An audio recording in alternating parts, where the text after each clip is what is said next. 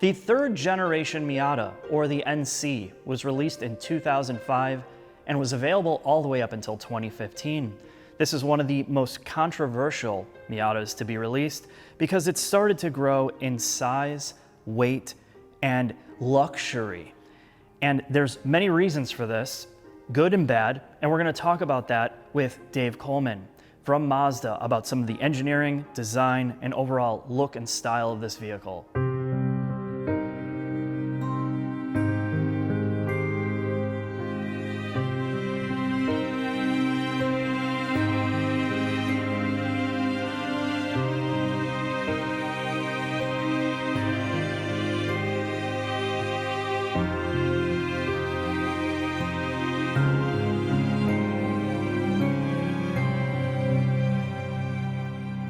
I'm Dave Coleman. I'm the manager of vehicle dynamics at Mazda North America, and I got to work on both the NC and the ND Miatas. So we progressed from the NB Miata to the NC Miata. Talk me through the internal mindset of the company at that time period as the NC was being developed and some of the things that were going on. Well, my employment here at Mazda started after that car was in the prototype stage. So within the first year working here, I got to drive a fully disguised prototype where actually the sheet metal was done underneath there, but it was all wrapped in a diaper and I didn't even know what it looked like. So I wasn't actually involved in the stages leading up to that, but it's important to remember sort of where the company was at that time. The 90s had not been kind to Japan. And Ford had taken a controlling stake in the company not that long before the NC development started. So it was, some of the basic decisions around that car were built around sort of the Ford's mindset and the way they do economies of scale. And from their viewpoint, of course, we had to use an RX-8 platform or architecture for that car because there's no reasonable reason from their viewpoint that you would have two small, lightweight, rear-wheel drive sports cars on completely different platforms. On the sort of the flip side of that, though, the program manager for that car, Kojima-san, he was as deeply rooted in Mazda sports car culture as you can be. He was the guy that designed the suspension on the NA and NB Miatas. He was the guy that designed the suspension on the FD and the FC and the SA. Every RX-7, every Miata had been his design. It kind of had difficult constraints from a business perspective, but it had sort of the most purest management behind it to try to make do with those parts. And there's no complaining about RX-8 parts, really. I mean, that was a dynamically an amazing car. It was just bigger than the Miata. And so all it ended up is the car ended up a little bit larger than everybody wanted it to be. So when Mazda was part of Ford, things were amortized across the Ford empire, where we would have a Mazda 3 on the same platform as a Ford Focus on the same platform as a Volvo, the V40, I think it was. And so you can spread the cost that way. When you go off independent and we're one of the smallest car companies there is, and developing cars at this level, you have to think about things differently. So we spread the platforms in a different direction now. So we'll have the CX-9 and the CX-5 and the Mazda 6 and all the way back to the previous generation Mazda 3 were one set of architecture where we could share engineering across the platform that direction. But you get to a car like the Miata that's got to be so purely focused at a narrow, low volume niche. You can't share parts outside of maybe the engine. You can't share that engineering cost with other cars you're making. So you've got to find someone else who wants to sell a car in that scale and a way to differentiate those things enough that they're not going to step on each other and spread the cost that way. I think it's probably pretty similar to what BMW and Toyota are doing with the Supra and the Z4. I think that the sports car market is relatively small and engineering costs these days are quite high. And to make a sports car really good, it's got to be on a dedicated sports car platform. So you just collaborate.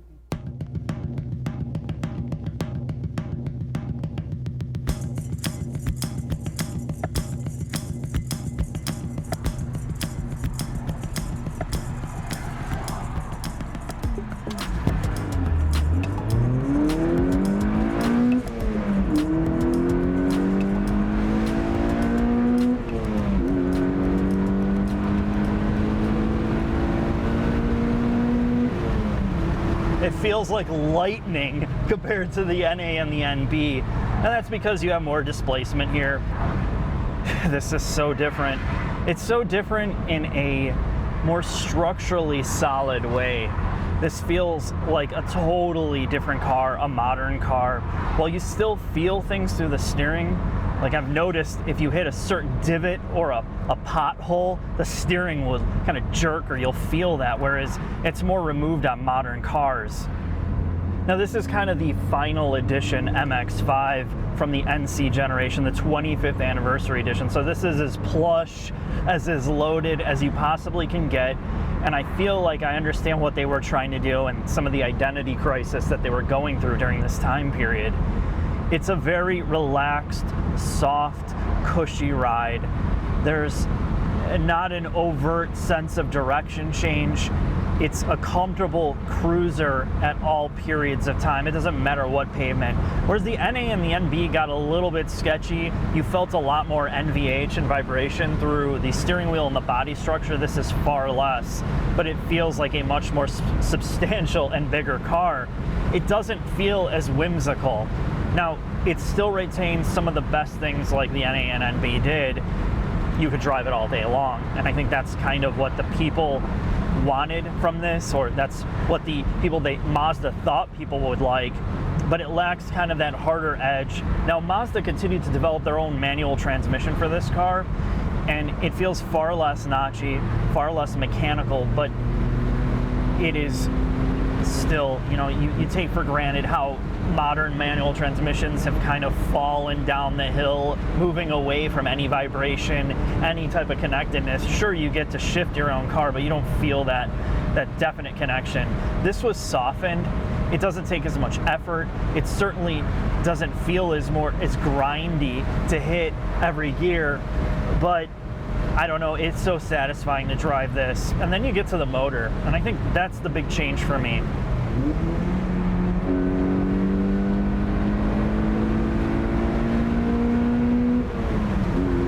7,500 RPMs,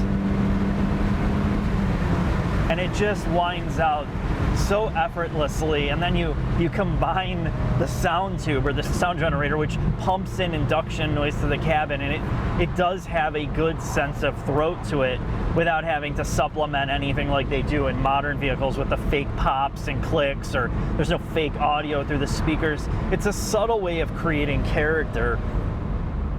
Overall, the NC Miata feels much more substantial. It's a solid feeling car, but it also feels more hefty, and that's the sacrifice of trying to co-develop a rear-wheel drive platform with another car that is bigger than this. Does that mean it lost some of its spirit? A little bit. I wouldn't say it's a total deal breaker, because there's two things that really stand out here. From the NA and the NB, this motor's far superior. I mean, you can just whine the piss out of this thing. And again, you can do it within the limits of what you can do on the street. Like, I could literally just rip this through second and third gear and not be at over 100 miles an hour like the higher horsepower cars of today. The second thing is you have arguably one of the better manual transmissions in the past 15 years. It just feels so good, and it makes me sad to see that so many companies have stopped developing this. I never thought I'd be saying this. I'm under the car with Dave Coleman and one of your favorite Mazdas. I'm so excited to be under a famous Savagegeese car. I never got to talk about the NC Miata. Now, we talked about the ND Miata when it came out. And the NC was this huge evolution from the NB and NA, because this was a complete rework for the first time. How was that internally for you guys? I know our reaction to it being bigger and heavier was certainly mixed.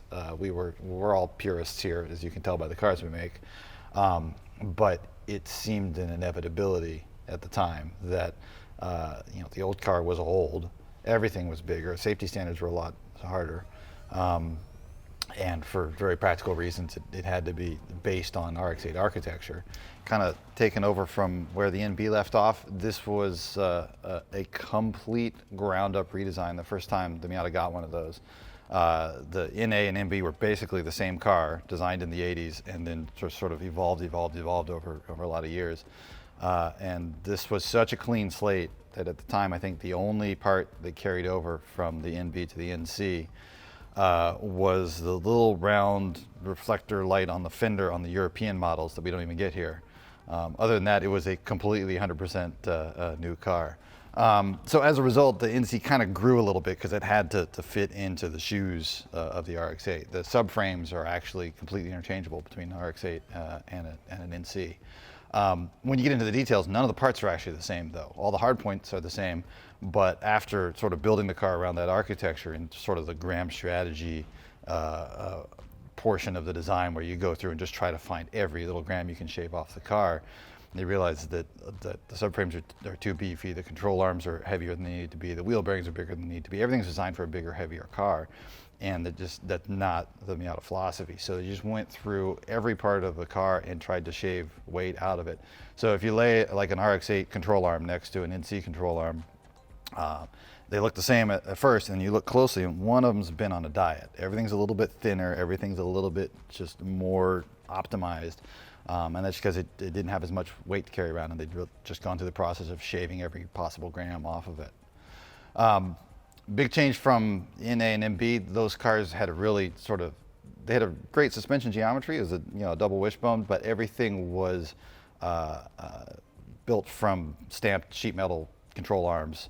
A pretty sort of low-cost construction, whereas suddenly we had this exotic forged aluminum parts on here. If you look, I mean, you could put the suspension parts in an art gallery. This really beautiful stuff under here. So there was sort of more investment in fancy equipment to reduce unsprung weight. You see there's a bunch more braces built into the car. One of the things of keeping a convertible handling well is getting the body stiffness up as much as you can, and that whole body stiffness versus weight battle.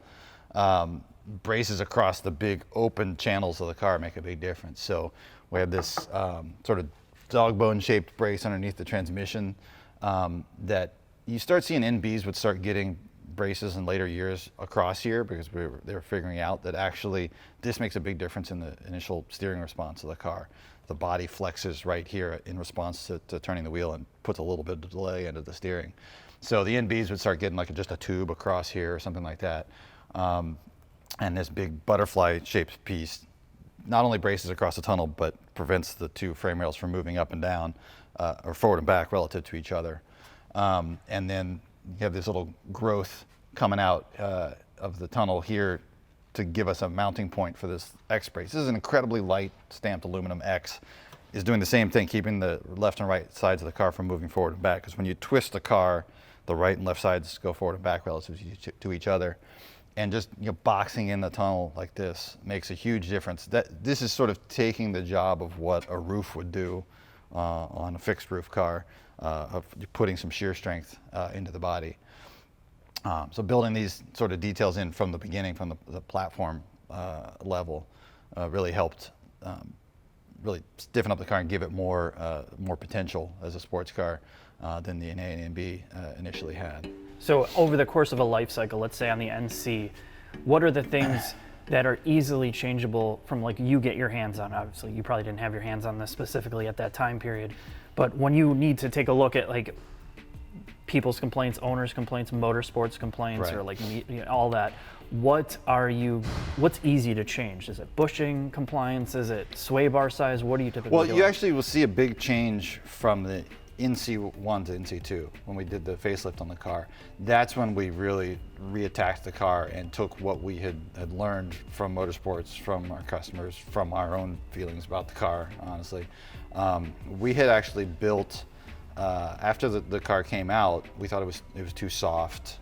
There was a lot of sort of confusion at that time about who the Miata customer really is, because there is a pure sports car customer for the car. There is a fun convertible customer for the car. The demographic for the car was baby boomers who were getting older, because the whole roadster generation were the boomers, and so we were just going in every different direction trying to figure out who this car was for. Okay.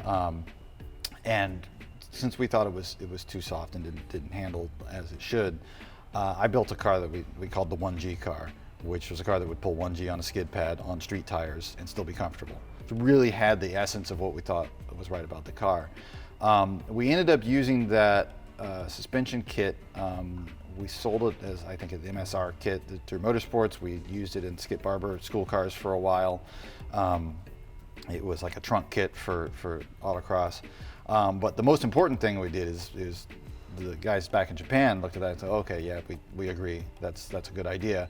And then they threw out everything we did, and they did it their way, because they have much better tools at their disposal over there than we were. A very small team in the US, right? So they went through and changed the roll center and changed the geometry a little bit, stiffened up the spring. The spring rate was like 50 or 70% stiffer. It was a big change. Much firmer damping, and really sort of solidified the car, got the roll posture right, because it was a little bit kind of, the back would roll more than the front initially, and they lowered the front roll center to get the roll axis inclination right, which is something we weren't going to be doing with our parts. And sort of got the character that we were going after with that car in a very different way. And at that same point, they added some other stuff, like put an oil cooler on the engine, which it didn't have initially. So that the guys who were really driving the thing hard and taking it to the track, would make it a lot more robust for that kind of stuff. Obviously, we knew we were going to race this. We were planning to have a MX-5 Cup series with the car. It's still really tricky for the production engineering guys to really get in the mindset of what motorsports needs. So we try to feed that back. Like we sit in the same office in our little R&D office in the US. We sit in the same room with the motorsports guys, and we talk to them all the time. So we hear what's going on, and we tell our contacts in Japan to try to get details right. So we had stuff that would wear out in motorsports. It didn't wear out on the street. Like the front wheel bearings would wear out on these things on the track, and we wanted to just throw in RX-8 ones because they'll bolt in, but the ABS sensors were different. And we synced that stuff up with the NC2. So then for motorsports, you could just bolt in an RX-8 bearing and it would be solid. There was I think it was the 3/4 shift fork.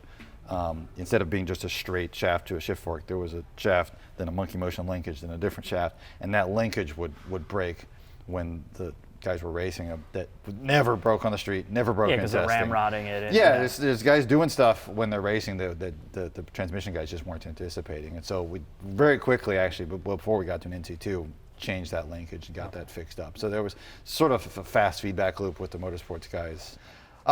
So we're standing underneath the gearbox here. This 6-speed was actually a Mazda designed and built 6-speed that came out of the RX-8. You can see also the power plant frame here is sort of a unique Mazda thing. All of our rear drive sports cars, we connect the diff and the transmission with the power plant frame. This idea, talking to the original NA team, they actually got that idea from the Ferrari Daytona, which had a transaxle in the back. So there was a torque tube connecting the two. And you kind of need that with a transaxle. You don't need it with a separate transmission and diff. But what this does is it takes out a lot of the backlash and monkey motion between those two rubber mounted parts. Connecting them together gets you a sharper throttle response. Largely because as you apply torque to the diff, the reaction torque as it tries to turn the wheels, it tries to lift the nose of the diff. And if you hold the nose of the diff down with an entire engine, it's not going anywhere. Whereas if you're trying to hold it down with a rubber mount in the front, the NVH guys want to make that rubber mount soft, and the powertrain guys want to make it stiff, and you end up with this compromise and this backlash. So this is a lot of work to make throttle response better, but responsiveness is kind of what this car is all about. If you take these cars apart and put them back together all the time, like I do, the shape of the power plant frame is a lot better on these cars because it's a lot easier to put in and out. It's better at the factory. It's better to service. The early ones, you had to put one long bolt through a big C-shaped thing, and there were all kinds of tight clearances, and it was just a nightmare. And this was a Z-shape with short bolts at the top and the bottom. And we're getting into the weeds there, but that really made life a lot easier, both at the factory and at the racetrack. So I appreciate that, being at the racetrack. Moving back, we can look at the rear suspension. All right, so back underneath the back of the car now, you'll see one of the biggest changes from the NA and MB is those cars had a relatively simple double wishbone suspension. Pretty straightforward, no toe change or anything weird stuff going on. This gets a lot more complicated. This is the 5-link. Again, kind of almost straight out of the RX-8, though all the parts are a little bit smaller and a little bit lighter. it's impossible to look at a 5-link suspension and figure out what's going on. But it's functionally a lot like a double wishbone in that you have a lot of camber gain under compression, so as the body rolls it cancels that out, but it adds in the ability to add anti-squat and anti-dive geometry and toe change under roll, and also to tune separately the sort of the way the toe changes from roll and the way the toe changes from lateral force from the tire. So you have sort of this kinematic toe change, which is what we talk about when the suspension moves through its stroke, and compliance toe change when the bushings compress. It gives a lot more tuning options. I think that was the idea behind adopting it in the RX-8. And then again, this was largely conceptually carried over from the RX-8. One of the weird things that you see in this car is the way the spring and shock is mounted to the upright, which is good because it moves directly one-to-one with the wheel. But the reason they did this is this puts this big cantilever twisting force on here that preloads the bushings in one direction. And bushings, rubber bushings are not really linear in their spring rate. They've got a relatively linear spot in the middle, and then as you get to the ends, they get a lot stiffer. And preloading the bushings in one direction kind of instead of putting the bushing right in the middle of its range, it would put it off to one side, and the cornering loads would push it back across there. So it basically extended the linear range of the bushing's behavior by putting that weird twisting force just from the weight of the car. You'll also see, of course, we have the rear uprights are aluminum. They'd been steel on the old ones. Fancy stuff like the drive shafts are hollow, which makes them stiffer, again, for better throttle response, because you get a larger diameter without adding a bunch of extra weight. And that's about all I can think of underneath the car. So why don't we just go up under the hood and talk about the engine now. All right, so we're up under the hood here on the NC, and the first thing you notice is, wow, that's a lot of plastic in there. This was a big a leap, again, over the NA and MB. The NB had a 1.8 liter that was based on a really old design. It had been evolved. All right, so this was a Mazda MZR engine family, which on the Ford side of the planet was a Duratec. This engine was developed before my time. It was fresh and in production when I started here, but I kept trying to trace the lineage back of this engine to figure out who actually designed it, and everybody was taking credit for it. It was a really good engine family. Ford did a lot of the work on it, obviously. Apparently it had been a design that was sitting around at Mazda long before that. I heard some rumor about Yamaha being involved, but I never saw any evidence of that. Anyway, good motor. It made more power when it debuted in the NC than the old NB turbo did. So no complaints about the loss of the turbo when this came out. This engine family, of course, was in a bunch of different stuff, and there's a bunch of motorsports support for it, especially in Europe. So you can do an amazing amount of stuff with this car if you look at all the sort of crossover stuff for this powertrain. You'll notice the engine is really shoved far back in the chassis. There was a lot of work to get this thing as low and as far back as possible, to the point where if you want to do anything on the back of the engine, the first thing you do is you have to take off the windshield wipers, because the whole cowl has to come apart and this whole panel in the middle of the firewall has to unbolt just to get to the back of it. Not as hard as it sounds, but it sort of shows the level of commitment to get the center of gravity where it needs to be. So this car is actually an NC2. The engine looks the same on NC1 and NC2, but there were a lot of changes internally to beef it up. And this is where you start seeing sort of funny differences in the way that we look at the car on the sort of receiving end and tuning end of the car versus how it is on the development end. This car got a forged crank and forged rods and stronger internals. And the reason for that was for NVH, strangely. You think it's to make the crank stronger and the car can handle more power, but of course we're not building the car with any more power. It's got the amount of power it's got. But a forged crank is stiffer, and a lot of engine noise comes from resonance of the reciprocating parts. And actually the engine does sound smoother and feel better with a forged crank. So it is a legitimate NVH improvement to put a forged crank in the car. It just happens to benefit those of us who like to hot rod things. So it's a little insight into the way we justify doing cool things.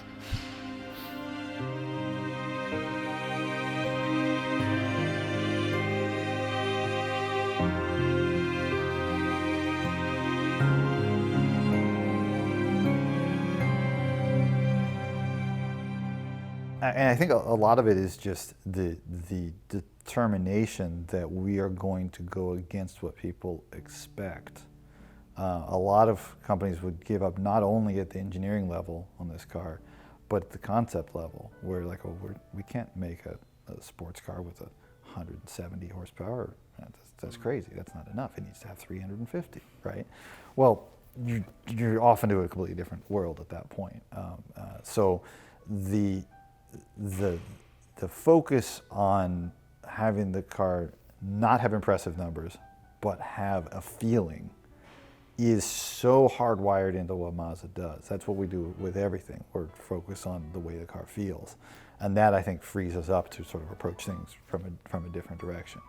Don't get me wrong, the engineering horsepower behind every detail of this car is pretty damn impressive. But a lot of it is just the willingness to go, and not just willingness, the eagerness to go in a different direction than everybody else.